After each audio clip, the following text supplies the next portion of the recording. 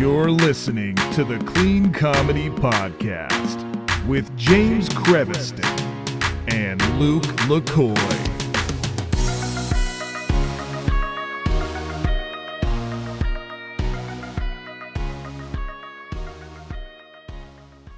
Hey, everybody, it's James, and this is the Clean Comedy Podcast. Thank you guys so much for coming. If you listen to episode 200, you know how grateful we are that we made it to 200. Now we're at episode 201, and we have one of our great friends and one of our great guests back. But please, first, let's welcome my co-host, Mr. LukeLacoy. Hi. Woo!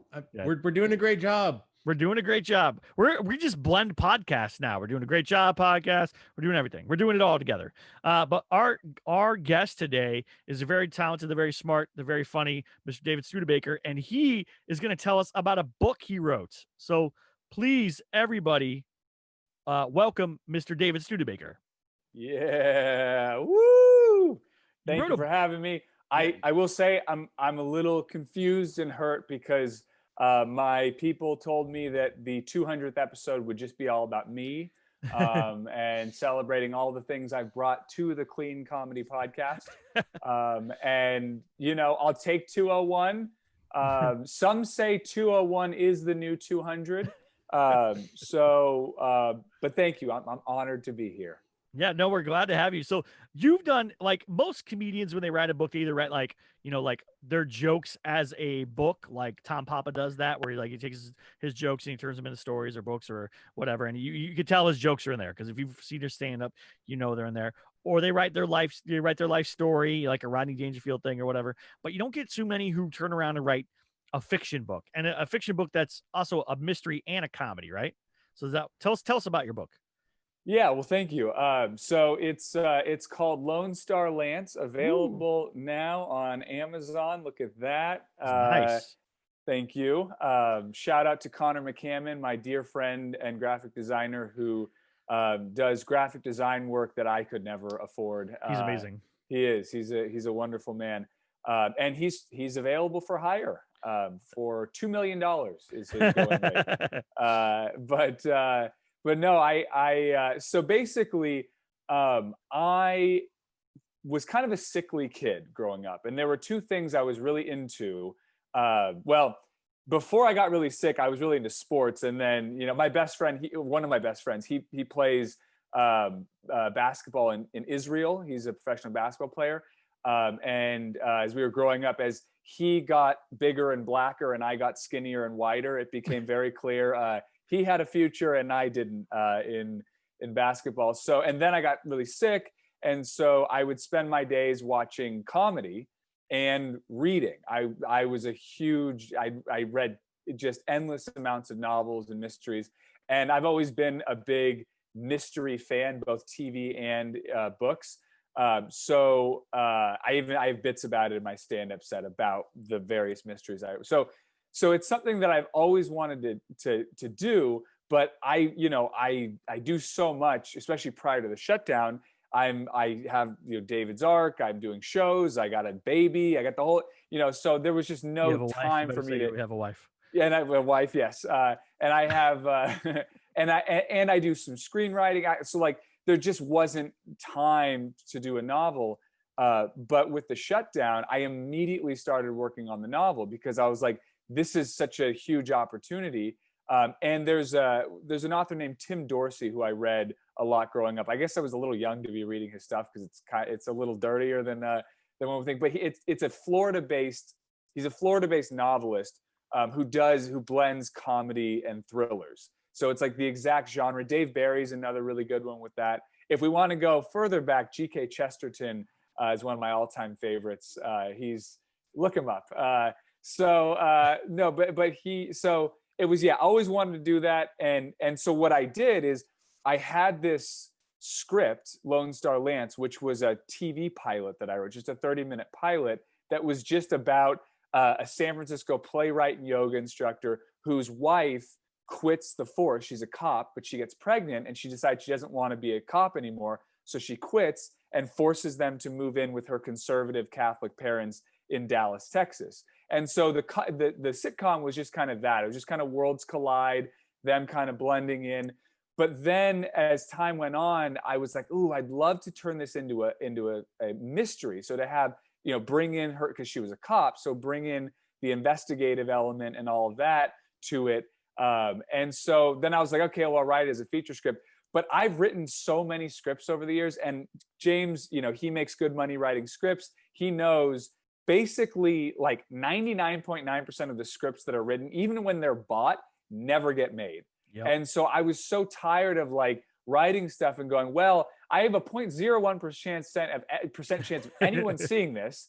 So, and people are home, they're locked at home, they can't do anything. So they're probably looking for something entertaining at home.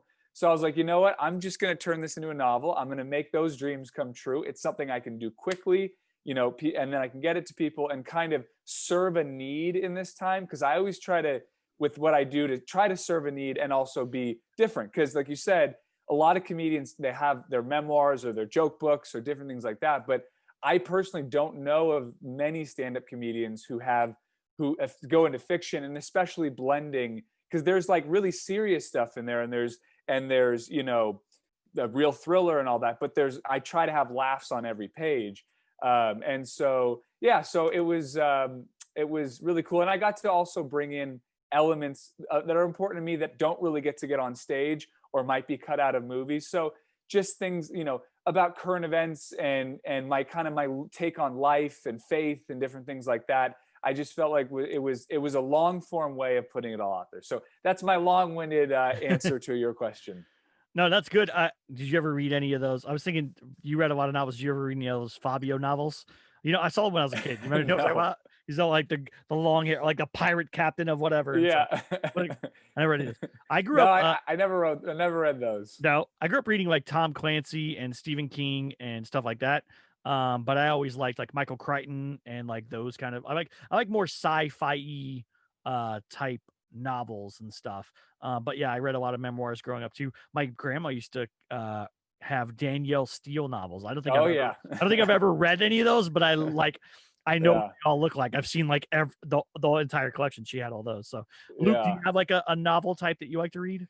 Oh yeah, I was really big in the hardcore horror, like Goosebumps. That was nice. Nice. Those made come back. They're like rewriting them again and stuff. I heard like they're re-releasing new Goosebumps novels. My kids are kind of into them. That'd be fun. Yeah. I read like there's a lot. I read every Hercule Poirot, Agatha Christie novel as a kid. So that kind of tells you the kind of, I was reading those in Redwall. I was into Redwall as a kid. I don't know if you guys know Redwall. No, it's a British novel series. It was really popular. But they're like little animals that like, it's basically like a medieval world where animals are the people. And so like, the main character is this mouse who's this brave, warrior. And it's really cool. It was a whole sensation back in my day. And actually I bought it for my niece. She's like, I think she's 7 now. I think 7 or 8. Sorry, Gwen. But she's reading at a higher level than most. The only reason I question it, because it's meant for like a little older, but she's really smart. But yeah, I bought it for her for her birthday, and she's loving it. So it's continuing on for generations. Hey, that's good. Now my kids are like into Harry Potter and stuff or whatever. I think that's the big thing is like you find the genre that you like. Like I also like a lot of like the great. What I just go blank. He writes like the diving books. Matthew McConaughey played Dirk Pitt in Sahara, but they're written by, I forgot the guy's name, but those novels are really good too. And they're like treasure hunter, like adventure style novels and stuff. So that's more my thing. Although I do like cyberpunk fiction or like AI and dystopia fiction. Stop stuff like that. Showing off, I'm so saying, cool with my cyberpunk, I know words that people don't know. No. That's a real thing. I'm a steampunk guy. I got the cyber. I got all the punks. I got cyberpunk. I got every punk. I'm that cool. but and you're right though. During this pandemic, when because you can only watch so much TV. Let's be honest. Like, yeah, you may want to watch it or whatever, but after a while, you're like, dude, I'm done with this. I probably have downloaded 40 books and read 40 different books during this time period too, just because like, dude, I'm tired of watching TV and I want to read something. And your brain could come up with cooler stuff than TV sometimes. And I've seen that it's been really cool since I since I've announced the release, it's been crazy. I mean, the response has been like, really unlike anything throughout my whole career, other than like maybe when I first started stand up, and it was like that was like a big thing back in that. Now everyone's a comedian, but 12 years ago it was like a big deal. But other than that, like it's been people really seem to be hungering for it. And that was one thing that we can get into on the publishing end of it that was interesting in this time. So I don't want to jump your question. No, good. Yeah, I was gonna say how long? Yeah, like what was the process for that? Because you wrote it or whatever, and then you were going to look for a publisher, and then like kind of tell us the process, because a lot of people may say, oh, you know what, that'd be great if I could publish something, but how hard is it? Well, yeah, so it's a weird process. So as I double scratch my face, I just trimmed it with the beard trimmer. So when you get that thing, and there's like a little. So I apologize to the YouTube viewers at home. The people listening, that's bad radio what I just did there. No one listening to the radio knew that I just scratched my face, and now I'm diverging for 30 seconds on me shaving. So my apologies now to the podcast folks. But yeah, so so I pursued a couple publishing options. I did potentially have some nibbles, but what this was about was two things, serving that need for people. And also, like, as soon as things shut down, I knew this thing wasn't going to be over by Easter. You're the only one, I guess. Yeah, this thing I knew, like, so I was like, unemployment has an expiration date, and I'm really thankful. The unemployment was amazing, but like I knew that there was going to be this point where that ended, and then I needed something, and so this was a way of like helping others, read and encourage reading, because it's a really important thing. But also, like, this was something I could sell through my social media online and get it out there and get some income. So, but having a publisher behind you is good in some ways. And I did a lot of research. I talked to a lot of people. My manager was helpful, kind of talking me through. And basically, if you're at home with a book, I'll give you the broad strokes and I'll give you my journey. So what I found out is a lot of times, especially if you're not like a big time author. So if you're in my position, you're a first time author, and I'm not Michael Cohen writing a tell-all about, the Trump administration. Like it's not something that like has to be out right away. Typically, and I didn't know this, from when you sign a contract. So it can take a few months for them even to read your book, decide if they want it. From the moment they actually decide they want it, it can take a year to a year and a half from that point for it to actually hit bookshelves. Because the way that they work, you have to run through all of their channels. They have to do all their editing process. They have to give you feedback. There's rewrites. Then they have their own cover people. And they could maybe have contracted like Connor, but then there's that whole thing to decide. Then they have to decide their distribution channels, and then they actually print it out. Because like what Amazon does is print on demand. So someone buys it, they print it, they ship it out. But they have to then discern how many copies. So there's a lot of complications. And so basically as soon as I found out that it was like, oh, like even if it gets accepted, I got another year. Like I'm trying to get this to people like now. And all along, October was my target. So there was my really target publisher. There was a chance maybe if they fast tracked it, it could have maybe been out, but their process was taking too long. So once it hit the point where I was like, I know there is no way, even if we signed the contract, they're going to get it out by October, I was done. Because October is great because it gives enough time for people to read it, potentially like it, and then buy it for people for the holidays. Smart. And most publishers release the bulk of their stuff in October. So I had no idea. So that's kind of the broad strokes. Now, and from what I've heard from the people I've talked to in publishing and all that, like basically if you get a traditional publisher, you're going to get more prestige, especially if it's nonfiction. It's really important. It's almost more important waiting if it's nonfiction, because it opens up so many more speaking opportunities and legitimacy and all of that. They'll get it into other stores. You might be in an airport. They might work out deals for you to be like your book to be in some commercial where someone's reading a book. So there's all that you can be part of a machine more. But often if you have a following, like I have an okay following on social media, if you have a following, you'll often make more money by self-publishing because you think about, you got to pay for cost and all these different things. By the time you actually see a royalty, it's like nothing. And so you get like an advance, but basically you're done. And control is so important for me because when shows start up again, I will sell these after shows. I've sold DVDs after shows in the past, and that's a big, and I need to be able, because some publishers, like you'll call them up, be like, hey, I need 100 copies. And then they'll do like 3 months later, you'll get the copies.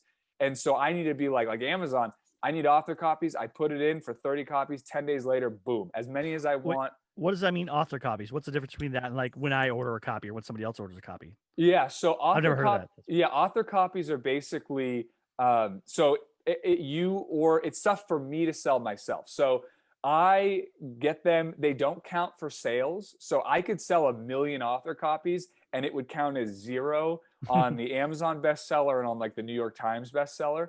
So you don't get anything for that on that end. But basically you just pay cost and shipping, and then you can sell it for whatever you want. It takes longer to get those than like right now you could go on Amazon, you could buy the book, it'll be with you in 3 or 4 days. But it's a different process with author copies. So, and it's really important because, I need to do that. And, if the book sells really well, I can still get it in stores. There are avenues of ways I can get it in stores and do that if I want. I'm kind of just riding on Amazon right now because the more that I can bump up on their algorithm, the better. And they say, like, if you're trying to sell internationally, then you don't necessarily want to go sole Amazon. But like, I don't think Lone Star Lance is going to be like a big hit in Malaysia. I'd rather ride or die on America and the UK, which is what Amazon dominates. So, so basically the way I looked at it was like, the timeline didn't make sense. I could get it sooner. And I could potentially make more money, which in this time, like, is really important. Because I'm not always like Mr. Money guy. Normally I'm like, let's just do it for the people. Like David's Ark, we haven't made a dime off of. Right. Same here with the podcast. Yeah, exactly. But like on this, it was like, I got to do it. And then the final thing, my manager had me adapt the book into a feature length script as well. And so, now I control all the rights.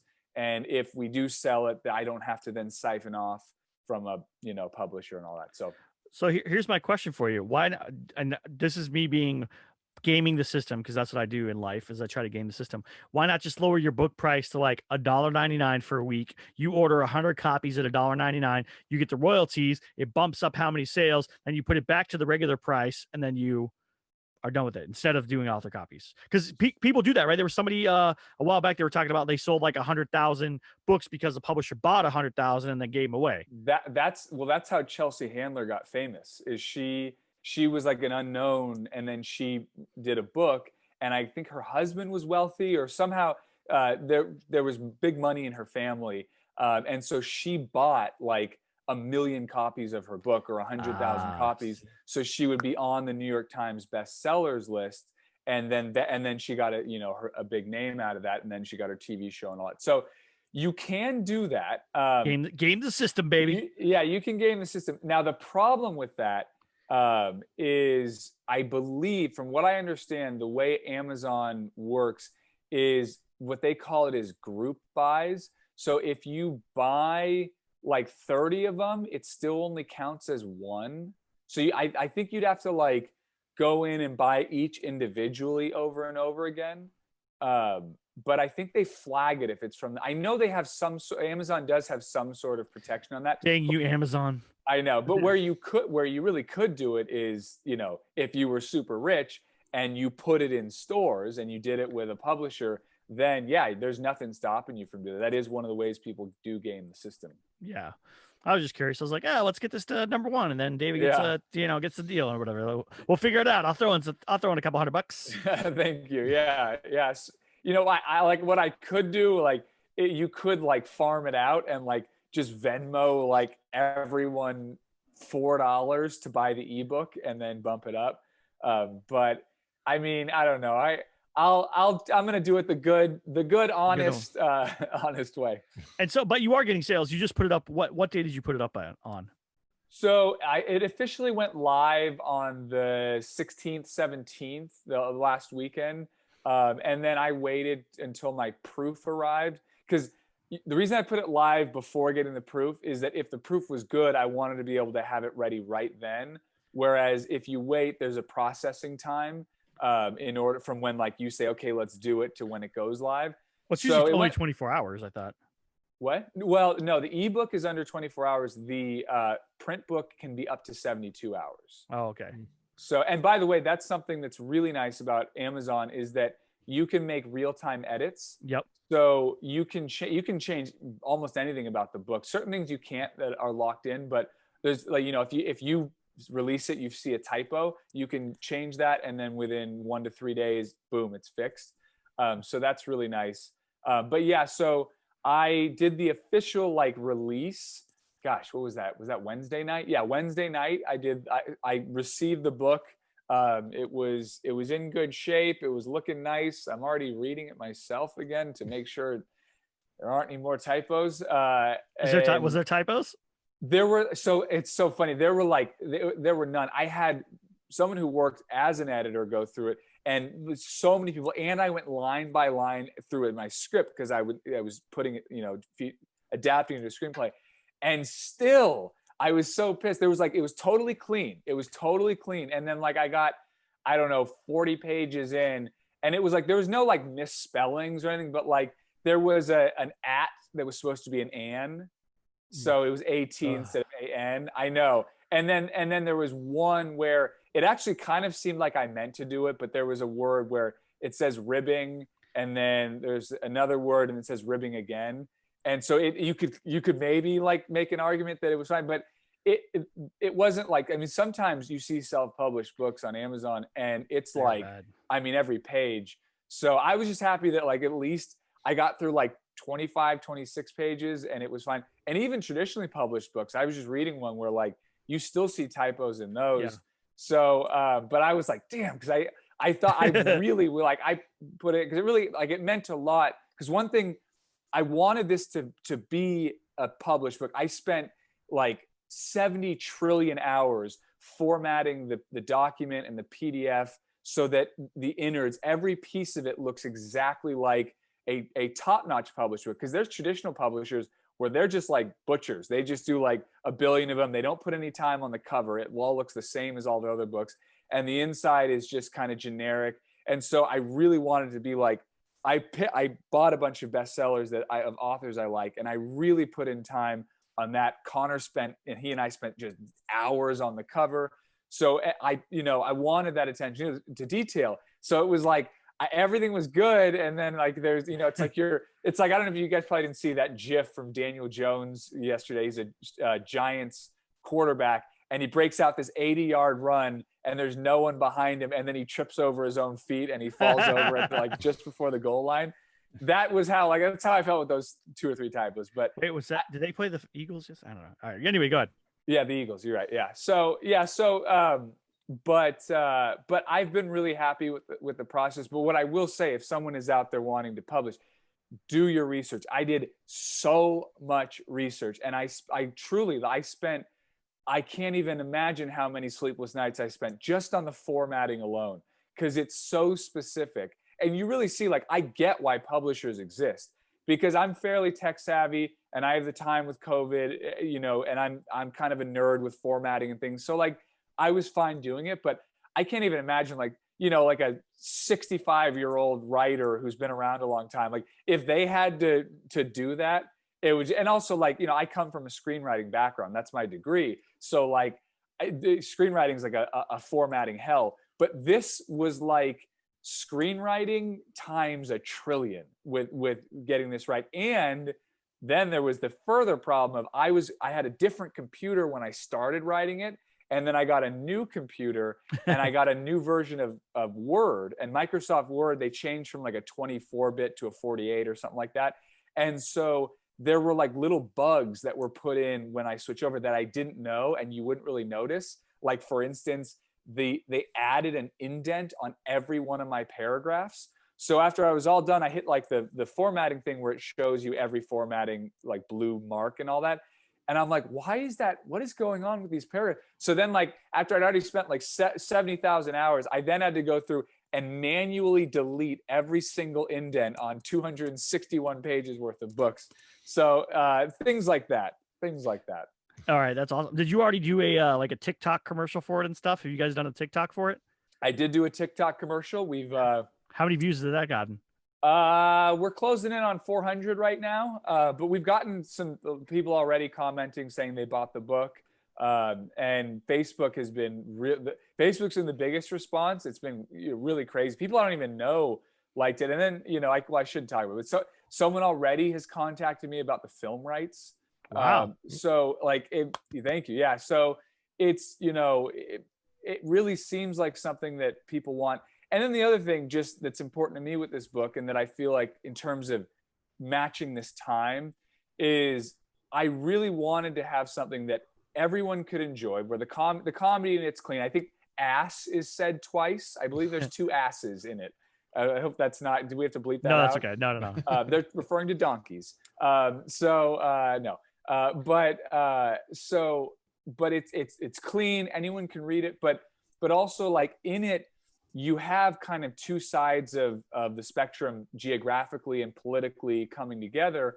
But everyone in it, except for the really bad guy, is a person of goodwill. And I wanted to show there are people of bad will who are they just want to burn things down, and they're Some men want to watch the world burn. Yeah, exactly. So like, there are just awful humans out there, but for the most part, everyone's just trying to get by and do their best, and people have reasons for what they believe and what they do. And I wanted to have a book that kind of showed that the things that divide us are smaller than what unites us. And that, you can have a situation where there's a kind of hippie-ish San Francisco playwright who teaches yoga living with in-laws who are conservative Catholics in Texas, and he's from San Francisco. And it is rough initially, but that they find points of contact, and they come together, and that it really can be done if everyone is a person of goodwill. If we're looking at everyone as The enemy, you're awful and you're evil, and that's not really what we need right now, And so and that's the other thing in the book, like, people have strong opinions in the book, so it's not as though you have to be milquetoast in your opinions, but that the arguments that take place are done out of love. And the thing is, the more that we can't argue out of love and out of goodwill, the more that things are just going to turn to violence. Because if we can't have a discussion or argument, well, all that's left is either I walk away or I punch you in the face. Like, that's all that there is, and that doesn't help anyone.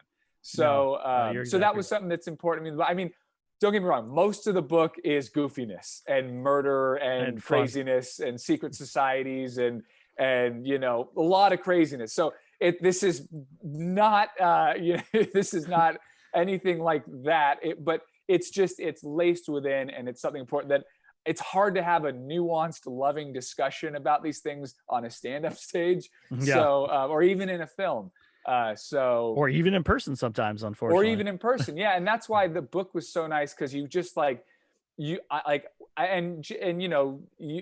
guys have read it, so you can back me up. But what I really wanted to accomplish, and so far the feedback has been good on that, is that if you're reading this and you are a Democrat and you are outside of the Catholic Church, you can read this and feel like there's points of contact there for you, and there are things for you, and you're understood, and your point of view is understood.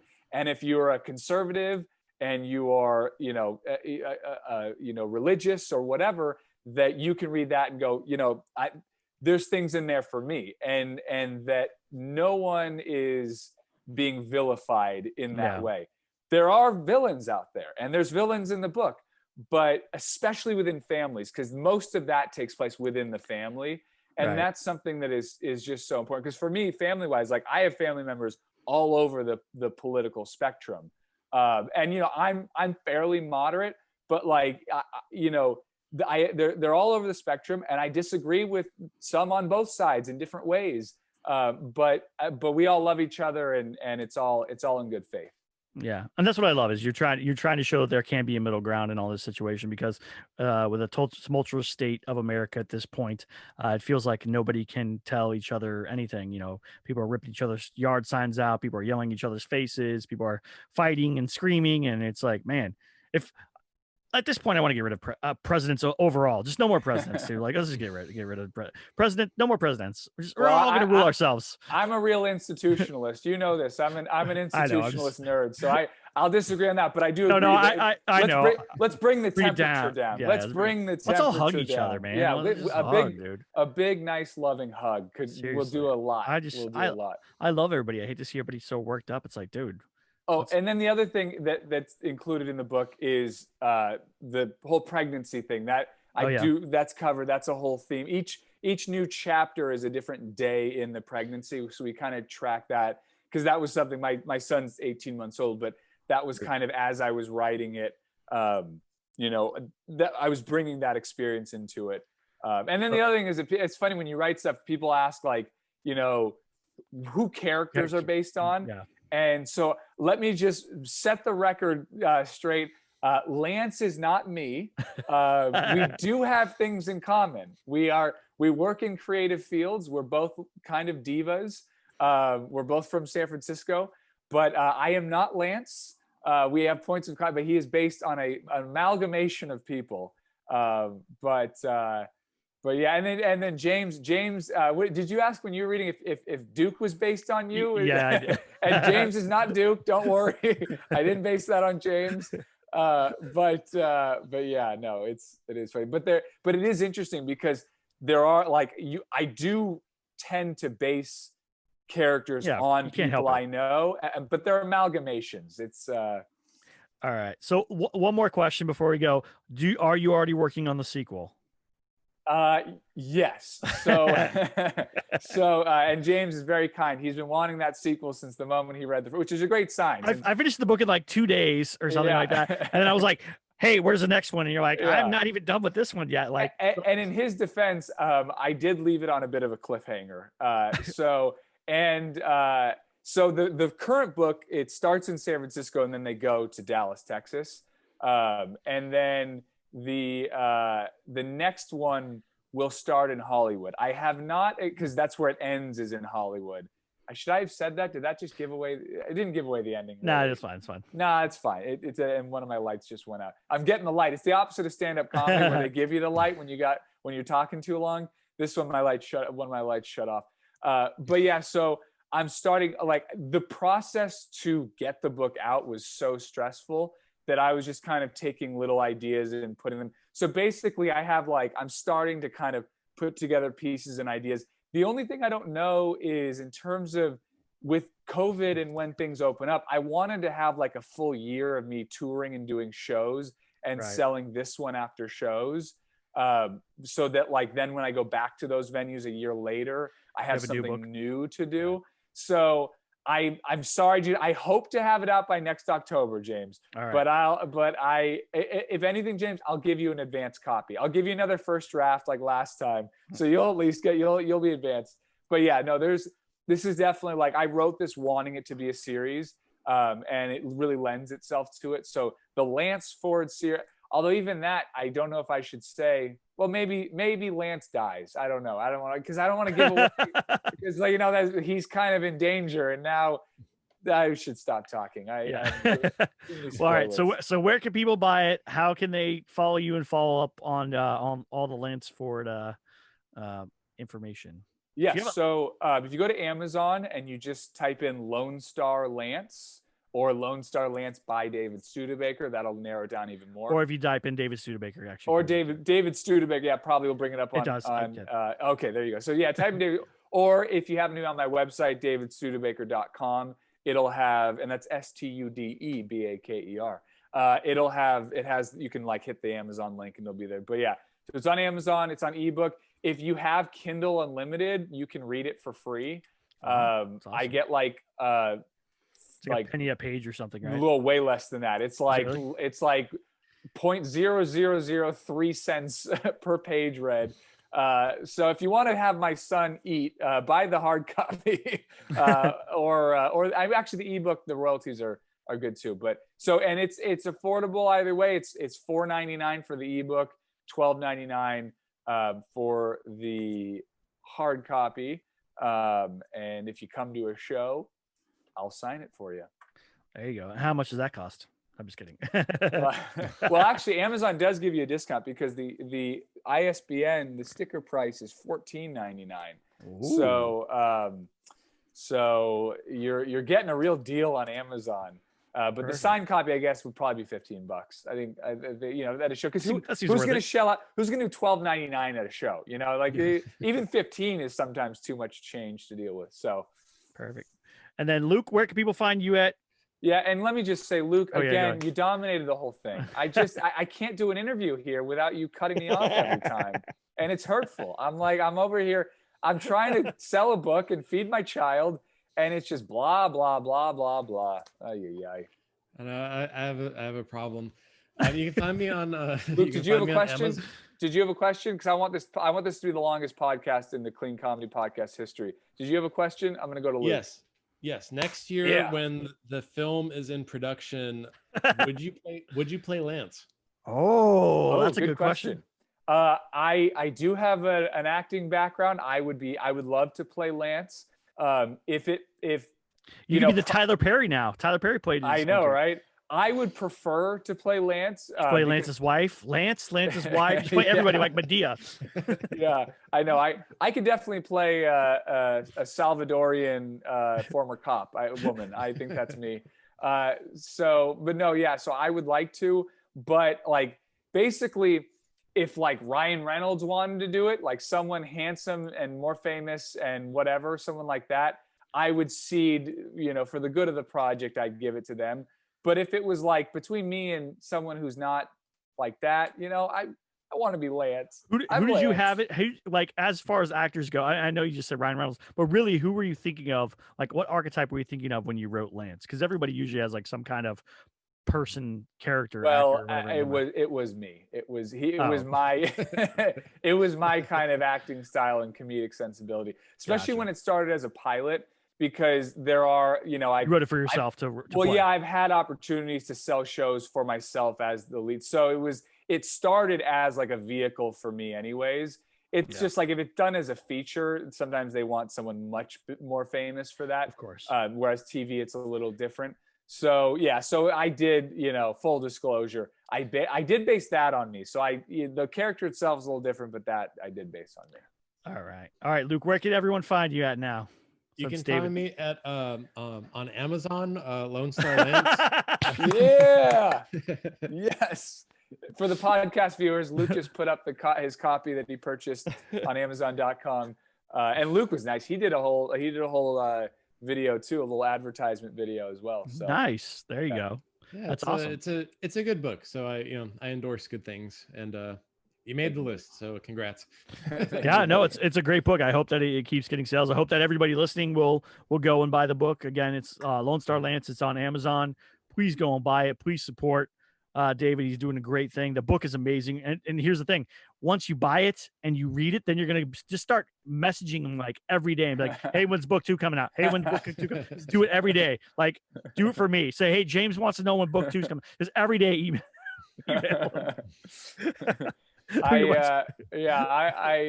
Sounds good. If I can guarantee that it will actually sell right away, then beautiful. Let's do it. There you go. All right. Well, thank you, everybody. Thank you, David. Thank you, Luke. Thanks, everybody, for listening to the Queen Comedy Podcast, episode 201. So now we're in the 200s.